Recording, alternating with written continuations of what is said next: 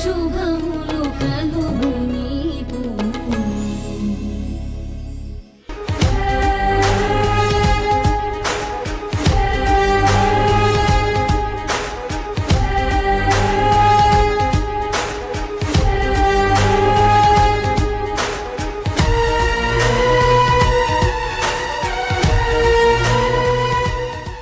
నమస్కారం అండి. బాబు, ఏంటి హడావిడి? ఊరి పెద్దలు, ముత్తైదువులు, ఏంటిదంతా?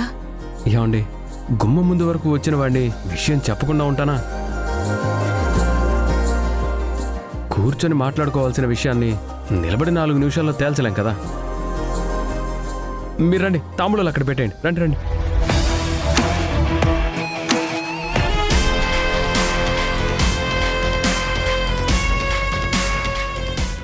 ఏం బాబు, ఏంటి సంగతి? ఏదో పెళ్లి సంబంధానికి వచ్చినట్టు ఇలా అందర్నీ తీసుకొచ్చావు? అదే మాట్లాడబోతున్నానండి. ఏమండి కృష్ణమ్మ గారు, మీరు నాకు విషయం మొహమాటం లేకుండా చెప్పండి. నేను మంచోడ్నా చెడ్డోడ్నా? అదేంటి బాబు అలా అడిగారు? ప్లీజ్ చెప్పండి. మీ గురించి మాకేమీ తెలీదు. కలిసింది మొన్న, తెలిసింది కొంత. ఆ తెలిసిన దాంట్లో మాకు మీ మంచితనం మాత్రమే పరిచయం అయింది. కాబట్టి మీరు మంచోళ్ళని చెప్తాం. ఓకే, నేను మంచోడిని అనుకుంటే ఎంత మంచోడిని? మీతో సరదాగా స్నేహం చేసేంత, లేక మీతో సంబంధం కలుపుకునేంత?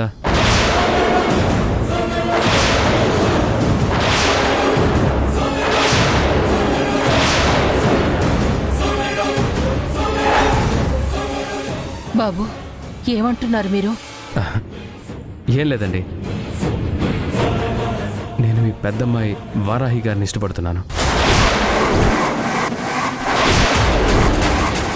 అందుకే మీకు ఇష్టమైతే సంబంధం కలుపుకుందామని తాంబూలాలు తీసుకొని వచ్చాను.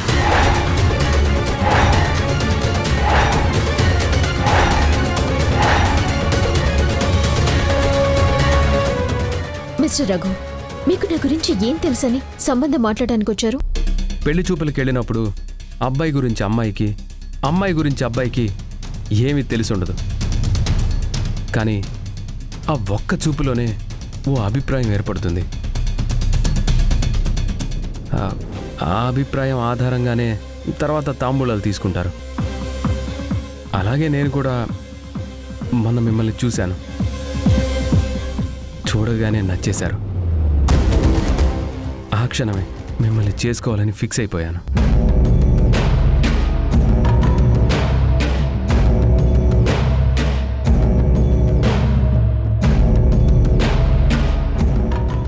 అందుకే ఆ పెళ్లి చూపుల తర్వాత ఈ తాంబూలాలు తీసుకుని వచ్చాను. చూడండి, పెళ్లి చూపులకి వెళ్లే ముందు అమ్మాయి కుటుంబం అబ్బాయి కుటుంబం గురించి, అబ్బాయి కుటుంబం అమ్మాయి కుటుంబం గురించి మంచి చెడు అంతా తెలుసుకుంటారు. అమ్మాయి ఎలాంటిదో, తన గుణగణాలేంటో కనుక్కుంటారు. అలాగే మా వాళ్ళు కూడా అబ్బాయి ఎలాంటివాడో, అతని అలవాట్లేంటో, బుద్ధులేంటో అన్నీ తెలుసుకుంటారు. నా విషయంలో మీకు, మీ విషయంలో నాకు అలాంటిదేమీ జరగలేదు. సారీ, మీకు నా గురించి తెలుసుకునే అవకాశం లేదేమో, కానీ మీ గురించి నేను చాలా తెలుసుకున్నాను. నేను ఈ 2 రోజులుగా నేను ఈ ఊళ్ళోనే ఉన్నాను. ఉన్న ప్రతి క్షణం మీ గురించి తెలుసుకుంటూనే ఉన్నాను. మీ అలవాట్లు, మీ ఇష్టాలు, మీ ఇబ్బందులు, మీ కష్టాలు అన్నీ తెలుసుకున్నాను. అవి తెలుసుకున్నాకే మీరు నాకు ఇంకా నచ్చేశారు. అంత గొప్పగా నచ్చడానికి దీనిలో ఏముందయ్యా? చరణ్ గారంటే ఎంతోమంది అమ్మాయిలు ఇష్టపడతారు. అలాంటి చరణ్ గారు వారాహి గారిని చేసుకుంటానని వస్తే కుటుంబం కోసం ఆయన్ని కూడా వద్దన్నారంట.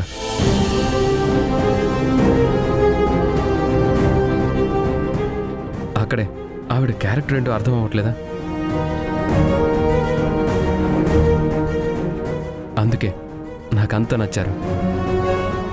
చేసుకుంటే ఇలాంటి క్యారెక్టర్ గల అమ్మాయినే చేసుకోవాలని నేను ఫిక్స్ అయిపోయాను.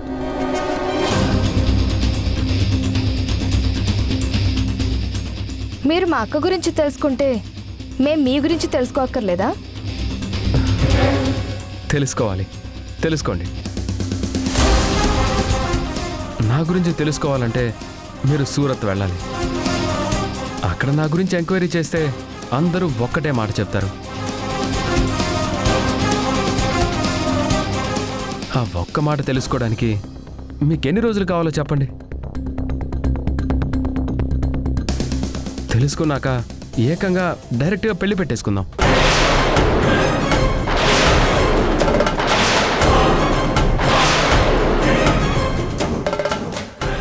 వారాహి గారు చెప్పండి, నన్ను పెళ్లి చేసుకోవడం మీకు ఇష్టమో కాదో చెప్పండి.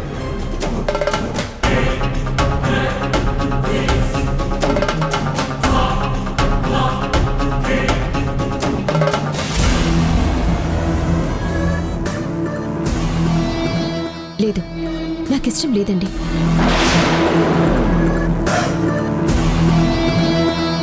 అదేంటండి అలా అనేశారు? ఆహా, మీరు ఇప్పుడే చెప్పక్కర్లేదు, కొద్ది రోజులు టైం తీసుకొని చెప్పండి. నాకు ఏ టైమో అక్కర్లేదు. నాకిప్పుడు పెళ్లి చేసుకోవటం ఇష్టం లేదు. ఇప్పుడు ఇష్టం లేదంటే పోనీ ఎప్పుడు ఇష్టపడతారో చెప్పండి. నాకు ఎప్పుడు ఇష్టం లేదు. ఎందుకు? చరణ్ గారిని ప్రేమిస్తున్నారా? Stop it.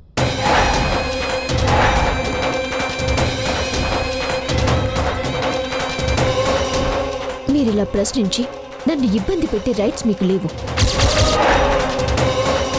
నాకు మిమ్మల్ని పెళ్లి చేసుకోవటం ఇష్టమా కాదా అని అడిగారు. ఇష్టం లేదని చెప్పాను, అంతే. అంతవరకే. అంతకు మించి మీరు మాకు టైంకి డబ్బులిచ్చి హెల్ప్ చేశారని ఆ సాయాన్ని అడ్వాంటేజ్గా తీసుకోవాలని ట్రై చేయకండి. అయ్యో, అలాంటిదేం లేదండి. మీరు మాకు సాయం చేశారన్న కృతజ్ఞత నాకుంది. ఆ గౌరవాన్ని పోగొట్టుకోకండి. దయచేసి మళ్ళీ ఇలాంటి ప్రపోజల్ తీసుకురాకండి. వెళ్ళిపోండి ప్లీజ్.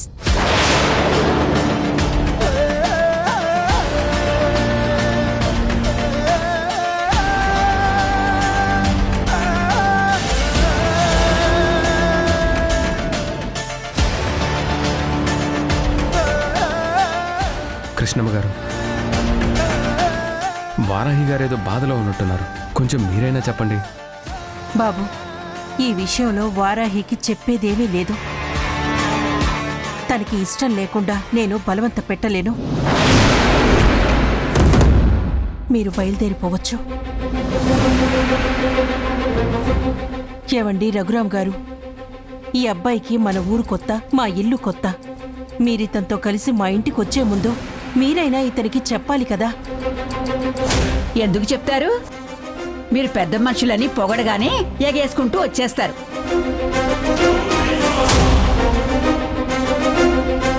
పిన్ని,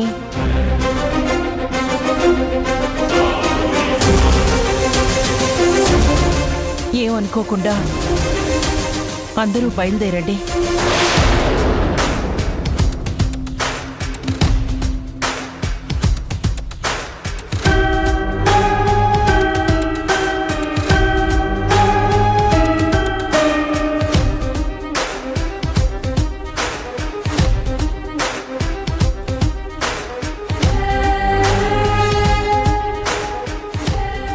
కథ ఇక్కడితో అయిపోలేదు కృష్ణమ్మ, ఇంకా చాలా ఉంది.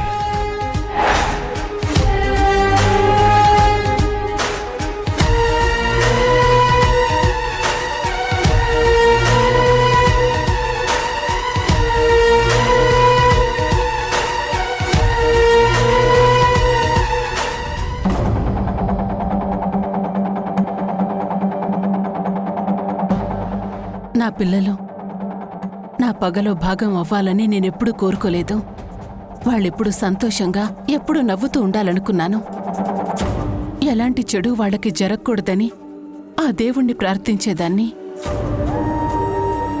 కాని తల్లిదండ్రులు చేసిన తప్పులు పిల్లలకి తగులుతాయంటారు. నేను పరోక్షంగా నా తండ్రి చావుకి కారణం అవ్వడం అనే పాపం మీ జీవితాలని ఈ పగలోకి దింపింది. దానికి సాక్ష్యంగా నన్ను నిలబెట్టింది. అమ్మా, పిల్లలంటే సుఖాలే అనుభవించాలి, తల్లిదండ్రులు మాత్రమే కష్టాలు పడాలని ఎవరు చెప్పారమ్మా? తల్లిదండ్రుల ప్రేమని ఎలా పంచుకుంటున్నామో అలాగే పగను కూడా పంచుకోవాలి. అప్పుడే మేము నీ పిల్లలను పెంచుకుంటాం.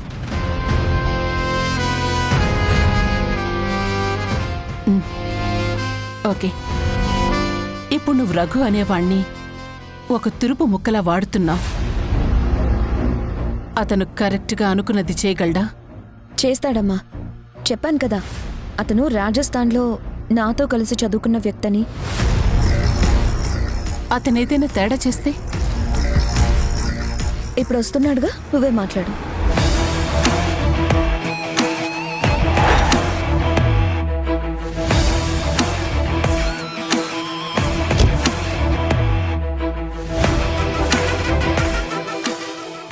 హాయ్. రఘు, నీ గురించి రేఖ మొత్తం చెప్పింది. ఇప్పుడు నువ్వు వెళ్ళిన పని ఏమైంది? వారాహి పెళ్లికి ఒప్పుకోలేదు.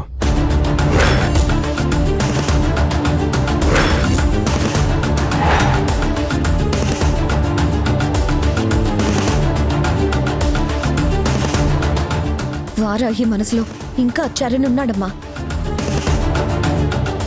అతను అంత తేలిగ్గా బయటికి వెళ్ళడు.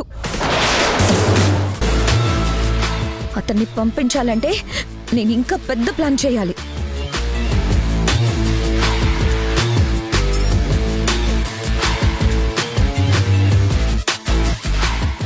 రేఖ, నువ్వేం చేసినా మనం బయటికి రాకూడదు. దాన్ని మైండ్లో పెట్టుకునే ప్లాన్ చేయి. మిస్టర్ రఘు, నువ్వొక విషయం గుర్తుపెట్టుకో. నా కూతురు నీతో కలిసి ప్లాన్ చేస్తుంది కదా అని నువ్వేదో ఈజీగా తీసుకోవద్దు. ఏం తేడా వచ్చినా తన వెనక నేనున్నాను అని మర్చిపోవద్దు. ఏది చేసినా చాలా పర్ఫెక్ట్గా చేయాలి. తేడా వచ్చిందంటే నేను ఊరుకోను. నా కూతురే నీతో ఇదంతా చేయిస్తుందని అస్సలు బయట పడకుండా జాగ్రత్త పడు.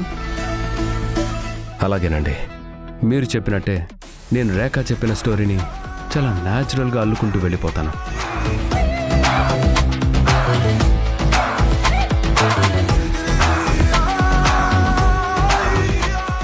వారాహిని ఎలాగైనా పెళ్లి కొప్పిస్తాను.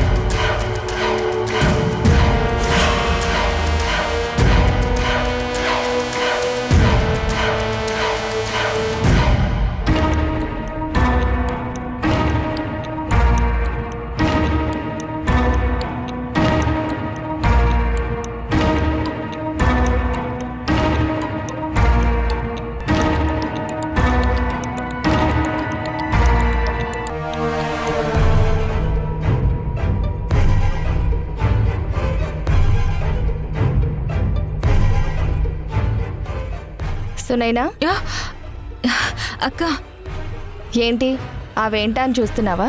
అదేం లేదక్క.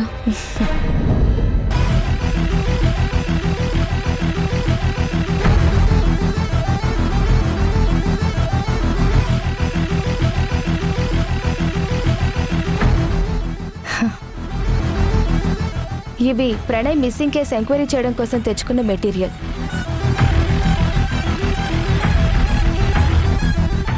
ఇది Pranay missing case file.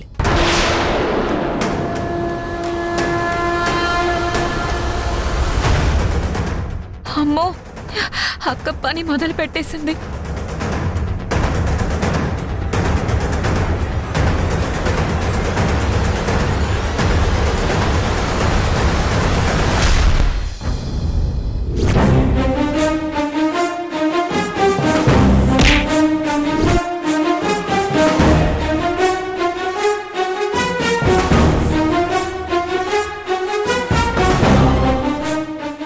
Pranay ఏమయ్యాడు? ప్రణయ్తో సంబంధం ఉన్న మనుషులు ఎవరెవరు?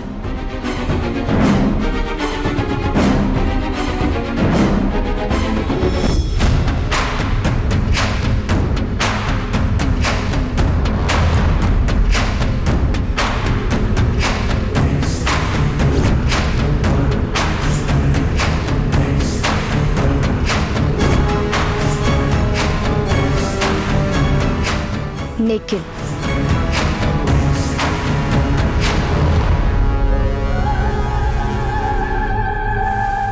ప్రణయ్ మదర్ సరోజ,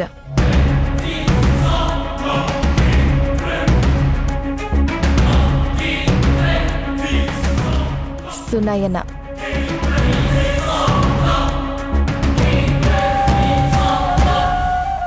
సునైనా, ఇందులో నువ్వు టెన్షన్ పడాల్సిందేమీ లేదు. కేసు రెగ్యులర్గా పోలీసుల దగ్గర ఉంటే వాళ్ళు నిన్ను పిఎస్కి పిలవడం, రకరకాలుగా ప్రశ్నించడం చేసేవాళ్ళు.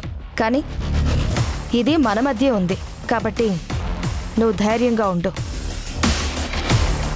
నీకు తెలిసిన విషయాలన్నీ చెప్తూ నాకు కోఆపరేట్ చేయి. ఏంటి, కోఆపరేట్ చేస్తావా? నాకు కోఆపరేట్ చేస్తావా? చేస్తానక్క. గుడ్.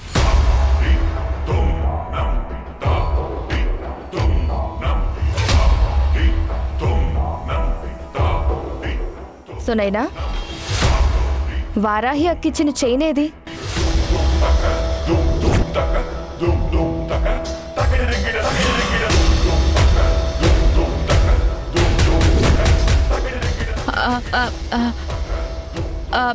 అది తీసేసావా? అవునక్క, తీసేసాను. లోపల బీరువాలో పెట్టాను. ఓకే.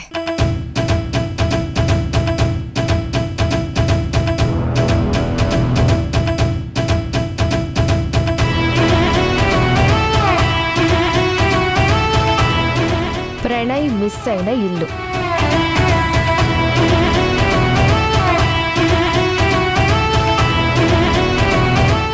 సరే, నువ్వు వెళ్ళు సునైనా.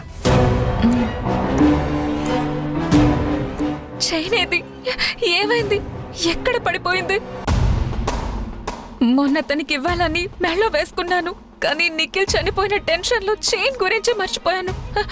ఒకవేళ ఆ చైన్ అక్కడే నిఖిల్ ని బాధ పెట్టిన చోట అక్కడ పడిపోయి ఉంటుందా?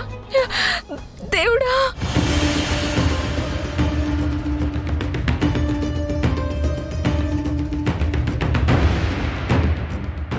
ప్రణయ్ నిఖిల్ కి కనెక్షన్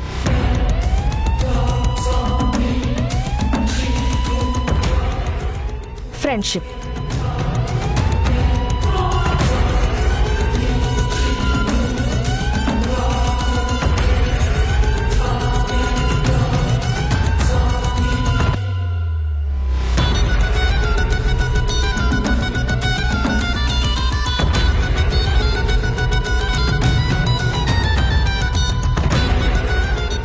ప్రణయ్ సునైనికి ఉన్న రిలేషన్ బాస్ అండ్ ఎంప్లాయ్.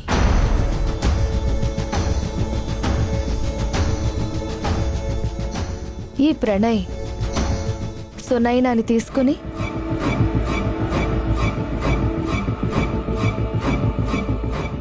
ఈ ఇంటికి వెళ్ళాడు.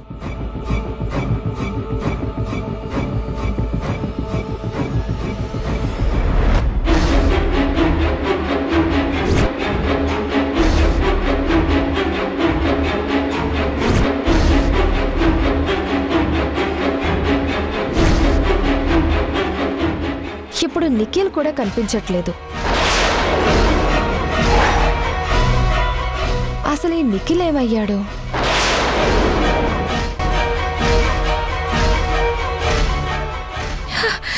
ఇంతకీ ఇప్పుడు ఈ చైన్ ఏమైంది? ఇప్పుడు దాన్ని ఎక్కడని వెతకాలి?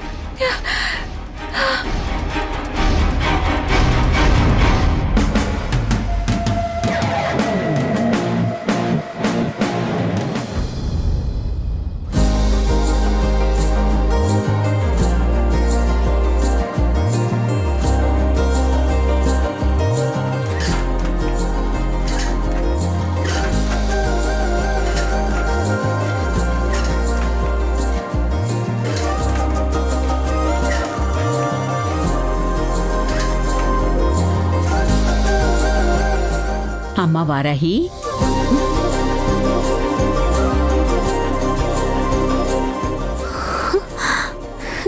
అమ్మమ్మా,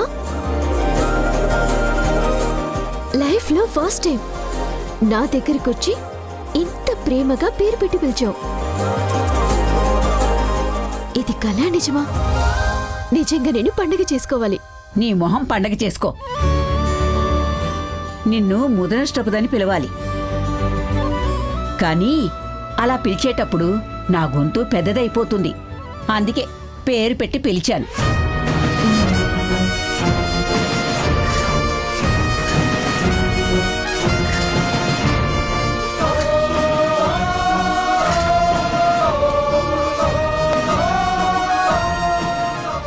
ఏంటమ్మమ్మా, అమ్మకి వినపడకుండా నాతో ఏం మాట్లాడాలి?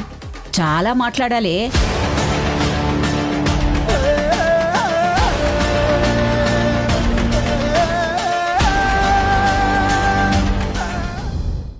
ఏయ్, నువ్వు నా కళ్ళ ముందు ఉండడం, ఈ ఇంట్లో ఉండడం నాకు ఇష్టం లేదు. పిన్ని, పిన్నినే.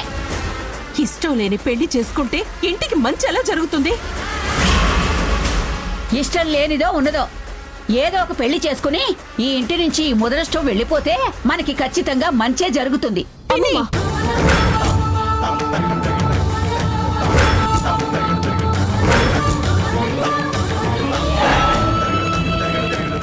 నేను రఘుని పెళ్లి చేసుకోను, నాకిష్టం లేదు. అతన్ని చేసుకోకపోతే ఆ చరణ్ని చేసుకుంటావా?